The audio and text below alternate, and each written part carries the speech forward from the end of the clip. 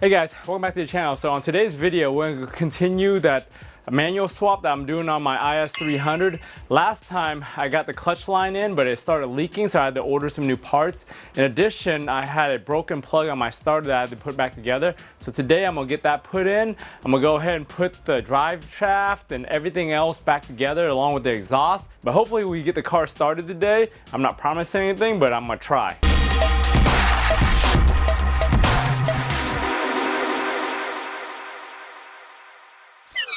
So over here I got that Banjo fitting right here. It's a Banjo 90 degree to a 3AN fitting, which I need on this thing. Hopefully I can get it on there without leaking. I went ahead and found one of my Stop Tech brand new Banjo bolts along with 2 washers. I'm gonna be using that to get that line in here. In addition, I had to replace that starter line because the clip broke when I took it off. So this is the factory one that broke. I just went ahead and ordered this on Amazon. It was 2 for like $12 or $13. I'm gonna just go ahead and just take this wire out, take the clip out, and just use the actual plug right here to plug it into the car. So that should be a pretty easy pull out, pull back in type of thing. I did try to order this from the dealer, but they screwed up my order and sent me some bolts. So I didn't have time to wait, so I just went ahead and got this. This little plug-in from the dealer is like $4 or $5. So this thing over here on my last video when I was doing this, I showed you guys how to pop it off, but you could hardly see it. On here, basically all you have to do is just go take this white piece out, slide that out, and this whole thing comes apart, right? And then inside there's a little tab that you just push down. Once you push that down, you can just pull the wire straight out of the back. And this wire is not one that I'm going to like to reuse anyways, just because there's no seal on it or anything like the factory one in the car already. We just go ahead, take the other one, stick it in here on the car, and then put that white clip in and it's going to hold. So we're up in here, we got this plug right now.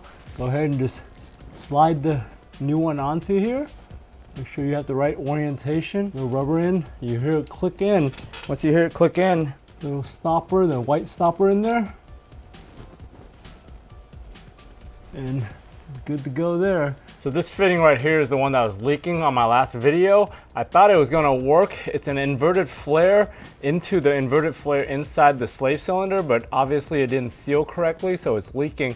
You can see it ate away my spray paint right there and my primer already, so that thing's looking ugly as hell. But I'm gonna go ahead and take that off. I'm about to sand that surface that it went on because I painted over it just to get the paint off so the washers can seal. Once I do that, I'll put that Banjo nut on and then screw this 3AN fitting onto there, and hopefully nothing leaks after that. Go ahead and take this thing apart. Make sure you have a rag nearby just to grab the fluids.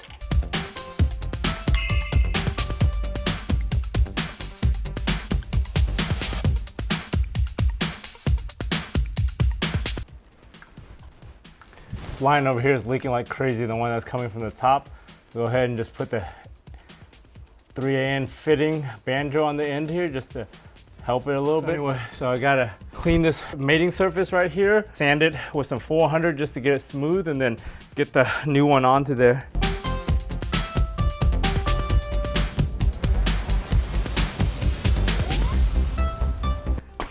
All right, I cleaned it up as good as I could. Go ahead, get the Banjo bolt on here with the washer on both sides.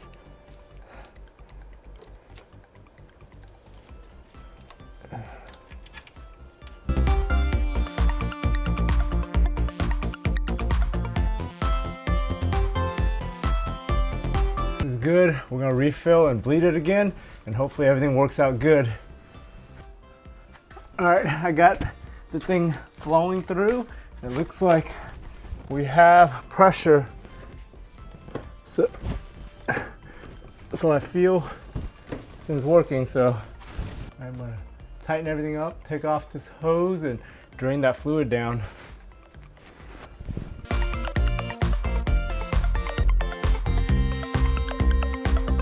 Everything looks dry now. I'm gonna go ahead and get inside the car and pump it, see how this thing does with my foot on it.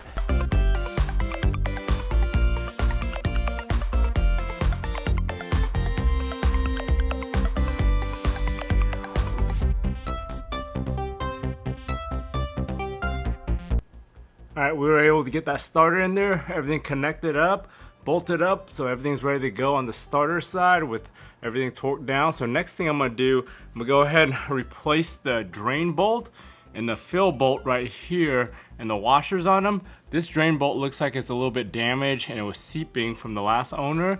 And I just want to replace the top one since the new ones I have right here were only like $1 or $2 from the dealer. So I'm gonna go ahead and replace those just to be safe. The top one I'm gonna replace right now anyways because I'm gonna just fill this from the top. I'll actually just screw this one in lightly because I wanna use that later to actually gauge the fill of this. When you fill up your fluid, you fill it up till it drips out of here and then you close it up. So got both of those things in right there. So like I said, the top one I just hand threaded in right now. I'm gonna end up taking it out when I fill the transmission. The bottom one I tightened down to spec and we're good to go here.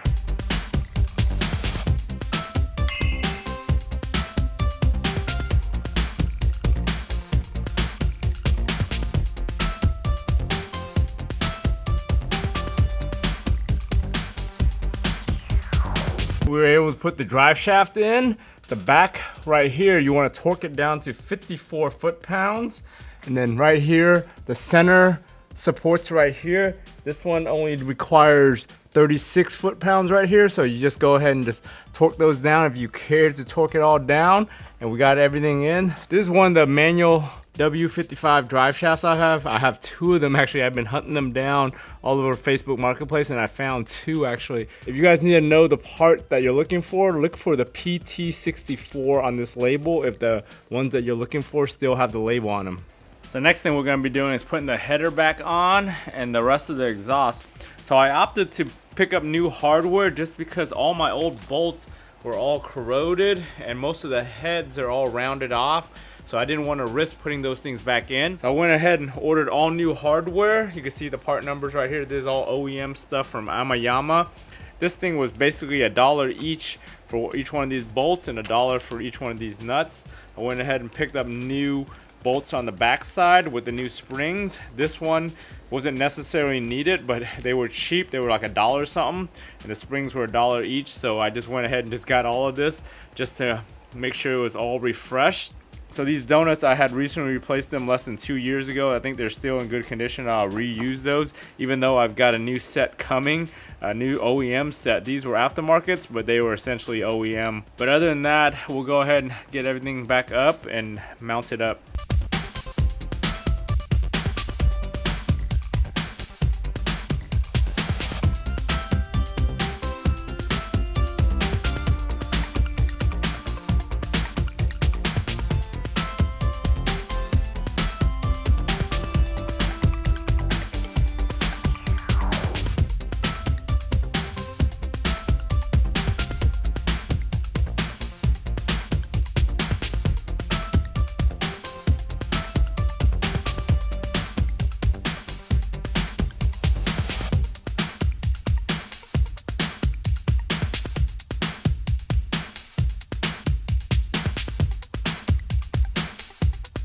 We got the exhaust all back in, brand new hardware and bolts right there, everything mounted up.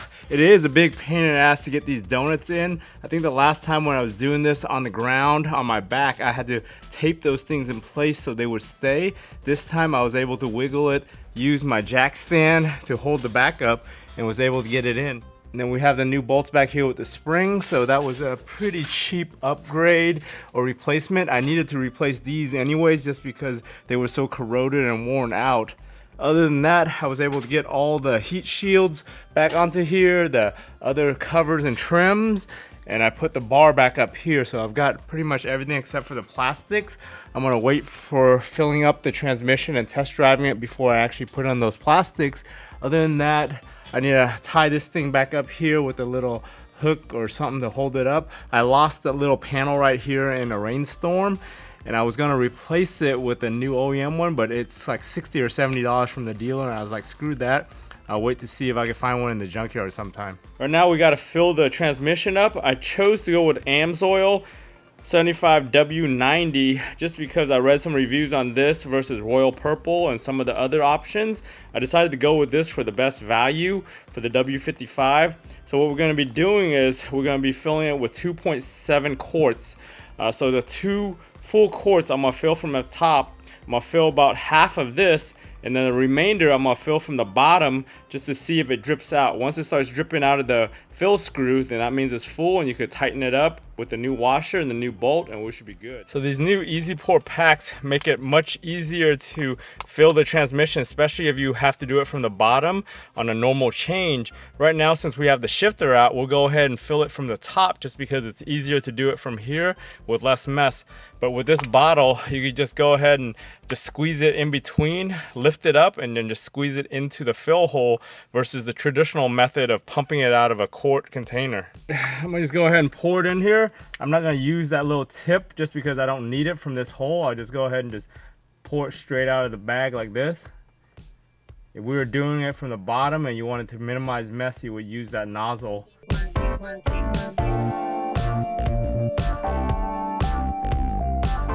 Yeah, you gotta just let it slowly fill, and you should be good once we go 2.5 on this.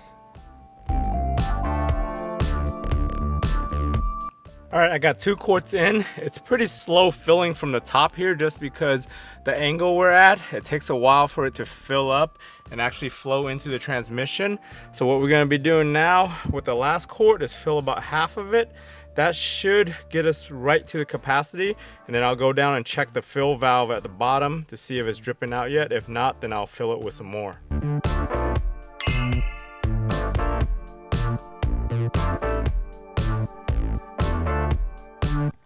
All right, so able to get the shifter in, bolted it all down. Looks like everything's good now. 5th gear sounds kind of weird. It's hard to go in, but we'll go ahead and get down and fill the rest of the fluid up, and hopefully we're good to go there. But before I go down, I'm gonna go ahead and put this thing back on right here and bolt everything down on this part up here so I can seal it off.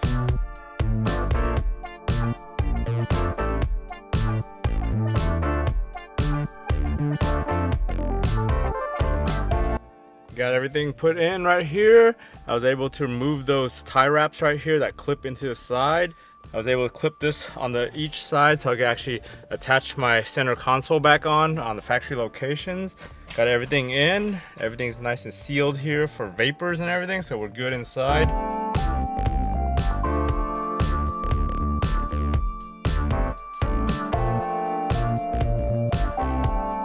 All right, we got that thing filled up. That squeeze bottle makes it so much easier to fill up. You don't have to pump it in, but all I had to do was just kind of get it in there, plug it in, and then just squeeze it from the bottom, and the fluid actually flowed right into there, which is perfect for this project. I filled it up, started dripping out, and I just put the cap on and tightened it down, and we're good down here.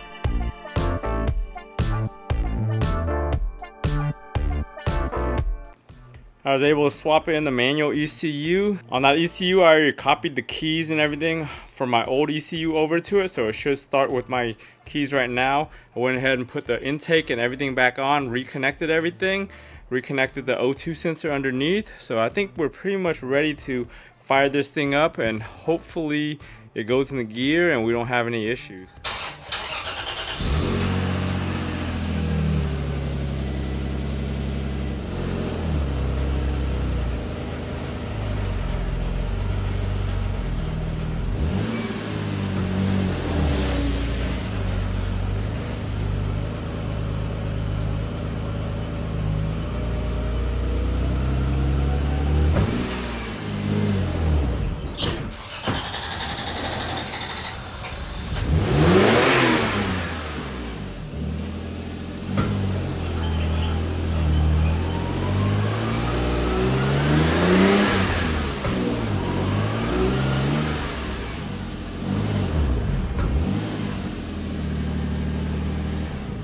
As you just saw, I went ahead and replaced the ABS, the traction control, and the VSC module with the manual one. You could tell the manual versus the VSC one, this one is a 17.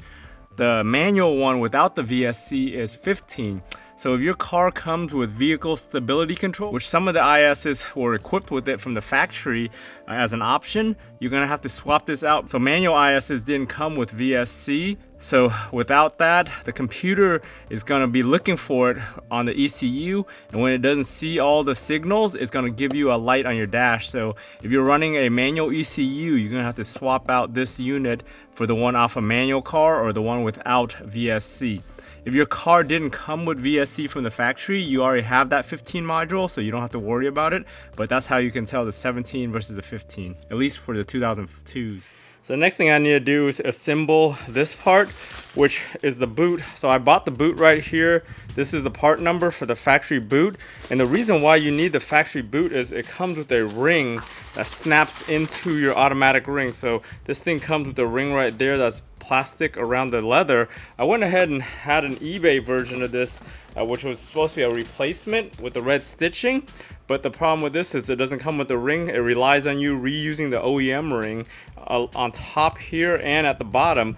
So I'm just gonna go ahead. This is a brand new OEM one, and it snaps right in here. And then the automatic, you go ahead and reuse your automatic chrome ring around here. It's the same exact ring between the manual and the automatic, and it just snaps in around the edge here. So for the front here, I got the factory sticker right here. Here's the part number, and this is the 5-speed right here, and it fits right in the corner right here, turned this direction right there in the corner. So I've already cleaned this with alcohol. I'm gonna go ahead and just stick that there to make it fully OEM looking.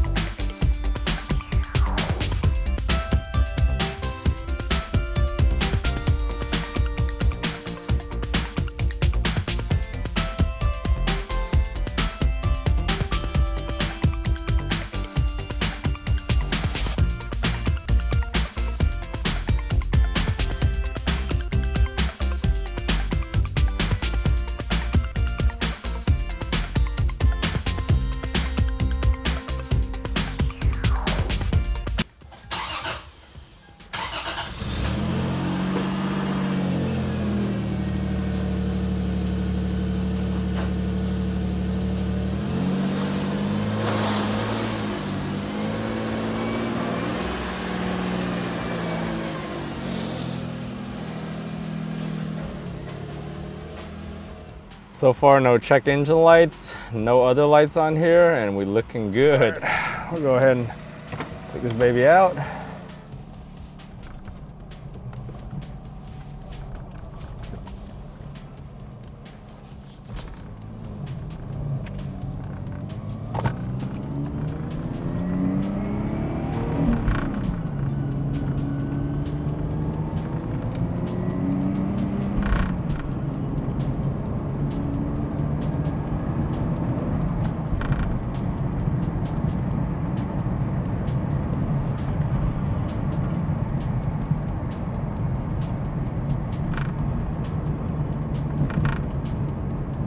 Everything's shifting pretty good so far.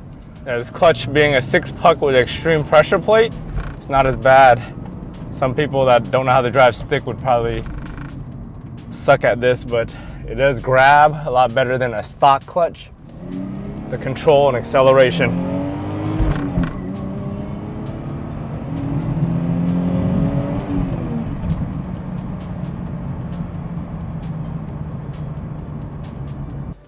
Alright guys, I can't believe I'm finally done with this dang swap after 2+ years of collecting these parts and probably 4 months of this thing sitting on my lift, messing around with it. I want to thank you for watching all the way to the end and joining me on this series on getting all the little parts and pieces and everything done on this, and the slow going videos where I'm showing you guys all the details. If you guys found this video useful or anything on my channel useful, give it a thumbs up. If you guys haven't subscribed to my channel yet, just to stay on top of all my different projects, go ahead and subscribe to your channel. Turn on bell notifications to get notified every time I upload. Now that I'm done with this IS300 swap, I can go ahead and free up my lift to do other projects on my 2IS, on my Sienna, and then additional projects I've been putting on hold for the IS300 anyways. I've got a bunch of parts just sitting around waiting for different projects. So anyways, I want to thank you guys for watching all the way to the end. Remember guys, for all these different projects, if I can do it, you guys can do it. I want to thank you for watching all the way to the end, and I'll talk to you guys next time.